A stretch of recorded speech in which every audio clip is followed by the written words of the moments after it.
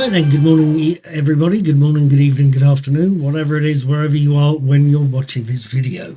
My name is Paul, I'm the brains behind Knickknacks All Peculiar, the world's most incredibly boring blog. I'm also the man that writes Knickknacks Daily Teaser, which is a fun, hopefully, daily brain teaser quiz. I will try and put the link to the teasers up there so you can at least have a look at them before you press the subscribe and notify button. I also talk about movies I've watched when I get a chance to see one, and I talk about TV shows I'm watching as well.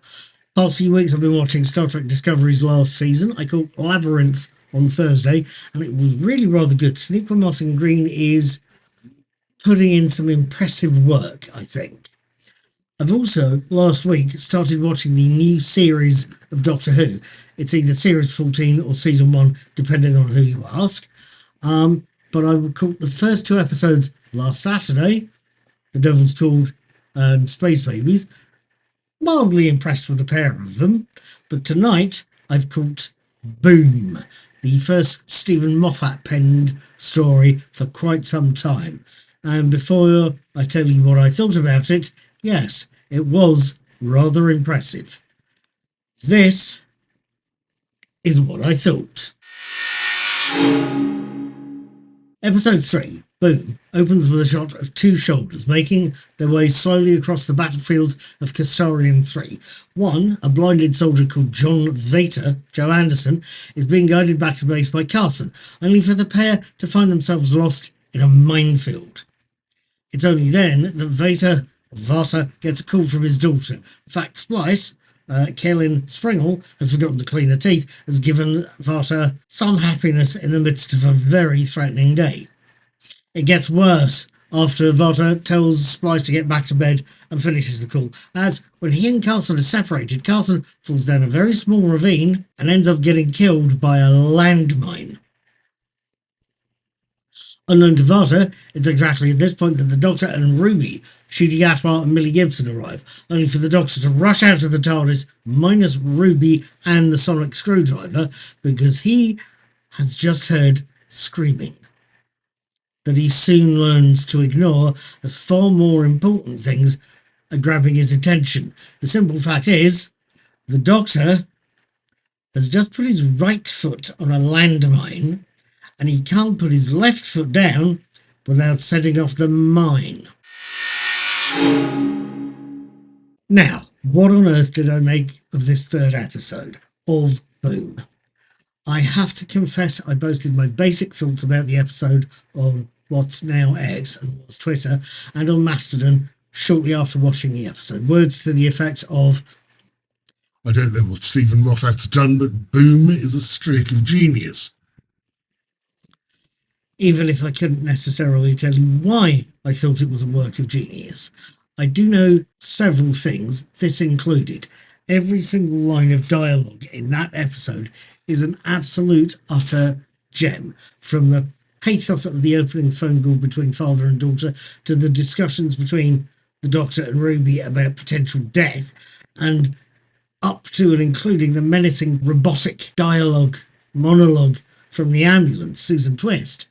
Hell, even the Doctor's throwaway line about losing a bet at a lesbian gymkhana is one hell of a piece of dialogue. What is a lesbian gymkhana? No, forget I asked. I don't think a blog post or a YouTube video is the place to be speculating about that. At any rate, we know that a given good chunk of a given TV episode is made, if you will, by the acting, is made by the design, by the direction. And from a little I know, all of these have served to make Boom very watchable. The design work is incredible, especially after seeing the relevant Doctor Who Unleashed. It's quite something. Ncuti himself, as a performer, puts in some seriously heavy, bloody lifting there. Performance of a lifetime? I don't know, but it's certainly, of his Doctor Who appearances, it's the best yet. And it's got to be said, for somebody who seems very energetic, he standing still for that amount of time must have been quite something, quite mind-boggling. But whatever else we can say about the episode's qualities, at the heart of Boom lies, and edge of the seat script that makes the earlier 2 episodes of this series pale in comparison. What else can I tell you? There is possibly quite a lot lurking about there. One thing that did surprise me was finding Varada Sethu in this episode as a character called Mundi Flynn. Now, beyond seeing her in Anda, and beyond knowing she's due to join the series as a companion in Ncuti's second series, I know very little about her. So seeing her in this episode, a kind of an introductory one for her, was both pleasantly surprising and reassuring. She knows her stuff and she's capable of showing it to us. There's also other things that caught my attention in the episode, probably minor things in comparison to Varada Sethu's appearance, but nonetheless stuff that caught my attention. For one thing, Moffat reintroduces us to the Anglican Marines that we last saw in A Good Man Goes to War, the Matt Smith episode.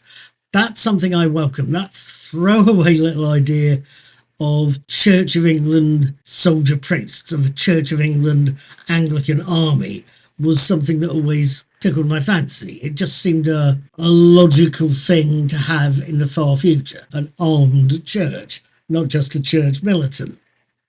The mine itself, physically, the design of it vaguely reminded me of one scene in Genesis of the Daleks back in the day, in episode 1.